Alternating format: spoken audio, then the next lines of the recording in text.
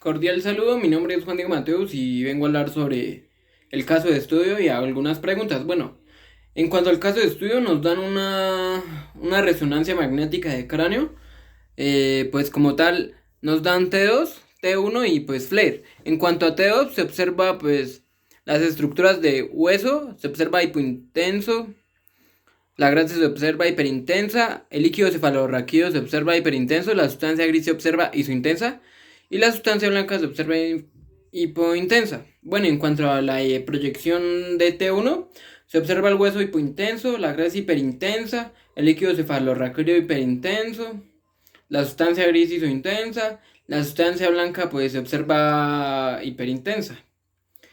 Y en cuanto a FLAIR, el hueso se observa hipointenso, la grasa se observa hiperintensa, el líquido cefalorraquídeo se observa hipointenso, la sustancia gris isointensa y la sustancia blanca hipointensa. Bueno, acá podemos observar como tal, esta sería T2, T1 y FLAIR.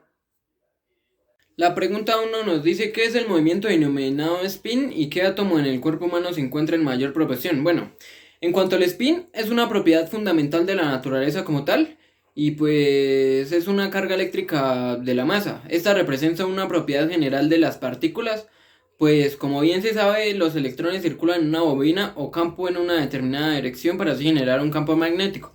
En cuanto a la proporción que se encuentra en el cuerpo, como bien se sabe, el 99% del cuerpo humano está hecho de 4 elementos químicos, los cuales serían carbono, hidrógeno, oxígeno y nitrógeno, siendo el oxígeno el que más abunda con un 65% aproximadamente y seguido el carbono de un 19%.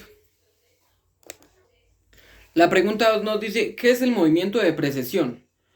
Bueno, el movimiento de precesión describe como tal pues el eje inclinado en la Tierra en forma circular, es decir que es el movimiento que hace el polo norte respecto al punto central de la elipse que describe la Tierra en el movimiento de traslación. La duración de este movimiento como tal es imprecisa porque se ve fluida debido al movimiento y desplazamiento pues de las placas tectónicas. El punto 3 nos dice qué es la magnetización longitudinal. Bueno, la magnetización longitudinal se da pues durante la medición de una resonancia magnética. Todo esto debido a la pérdida de energía, por ejemplo, de los átomos de hidrógeno de una roca conforme se alinean en el campo magnético estático.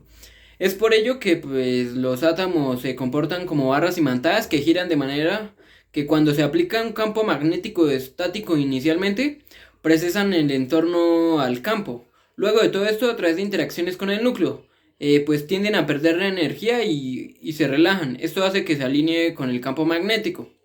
La relajación de los átomos de hidrógeno no se da de inmediato. Esto se da de forma exponencial, o sea, va creciendo paulatinamente, por decirlo así, con una constante de tiempo T1. Existen dos mecanismos para que esta relajación se dé, la relajación de superficie y la relajación volumétrica. El punto 4 nos dice qué es la magnetización transversal. Bueno, esta sería la pérdida de energía coherente por los protones presentes en una roca durante la precesión en torno a un campo magnético estático en el proceso de adquisición de una misión de resonancia magnética.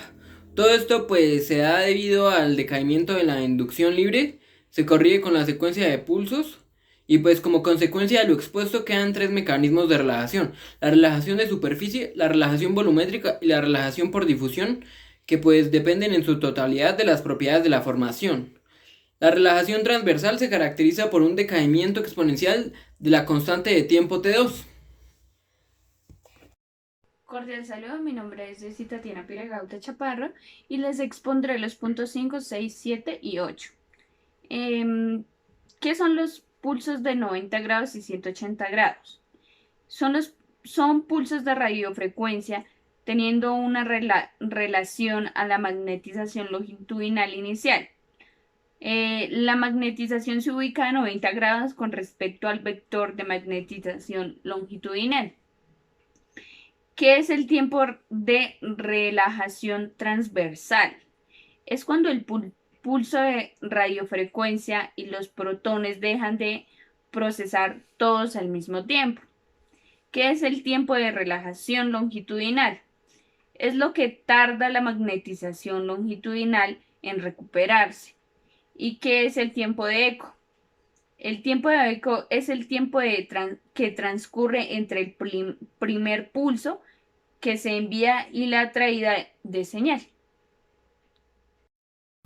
Cordial saludo, soy Gladys Borges y voy a dar respuesta a las preguntas 13, 14, 15 y 16. ¿Qué componentes conforman la secuencia spin con potencial densidad de fotones? Cuando se combinan en tiempo de repetición largo y en tiempo de eco corto, las diferencias en el componente de la magnetización longitudinal entre los tejidos corresponden a la diferencia en la densidad de fotones en el núcleo de las moléculas de hidrógeno para cada tejido y se obtienen imágenes potenciadas en densidad de fotones. Pregunta 14. ¿Qué componentes conforman la secuencia de inversión-recuperación? Es una variante de la secuencia spin-eco similar a esta en la que se añade un pulso inicial de 180 grados entre la secuencia spin-eco. A este pulso inicial de 180 grados se le conoce como pulso de inversión e implica un parámetro adicional conocido como tiempo de inversión. En la pregunta 15, ¿qué componentes conforman la secuencia de STIR? Si el tiempo de inversión es corto, se obtiene una imagen en la cual se cancela la señal del tejido graso. A esta secuencia se le denomina STIR, no suele hacerse de rutina, sino cuando interesa evaluar estructuras con alto contenido graso como la órbita. Pregunta 16, ¿qué componentes conforman la secuencia de FLAG?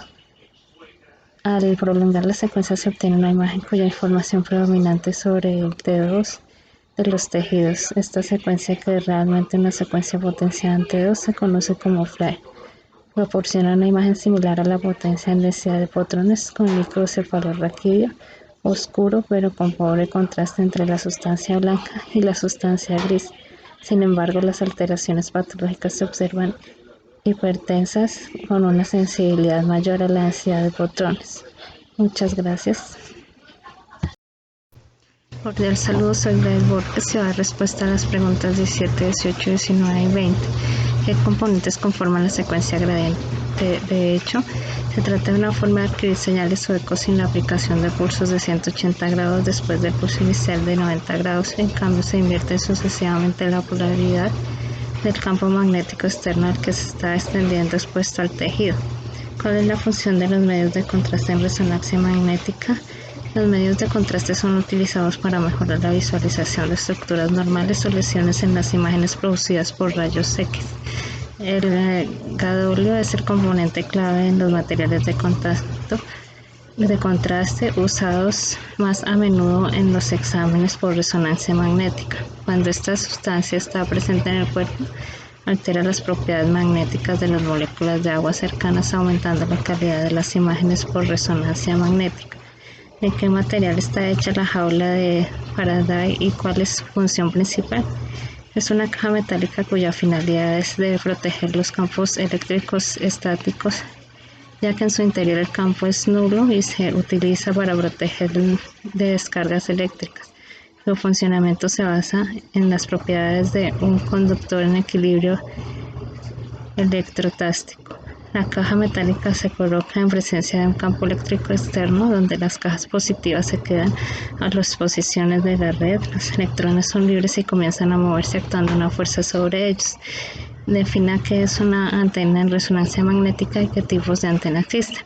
Las antenas son los elementos que utilizamos para recibir la señal de resonancia magnética en los tejidos. Existen las antenas envolventes, que son aquellas que rodean al paciente total o parcialmente, pero la señal es homogénea en toda la región anatómica que queremos estudiar. Las antenas superficiales, que son aquellas que solo recogen la señal en una profundidad determinada. Las antenas lineares son aquellas que solo recogen la información a lo largo del eje del espacio, de tal manera que nos limita la realización del estudio a un solo plano. Como por ejemplo, si uso una antena lineal para una columna lumbar, podré realizar muy buenos cortes sagitales, pero los axiales se tendrán por calidad de imagen. La antena de cuadratura son aquellas que reciben la señal de dos canales diferentes, de tal manera que obtendré mejor resolución espacial y podré realizar secuencias en cualquier plano del espacio. Muchas gracias.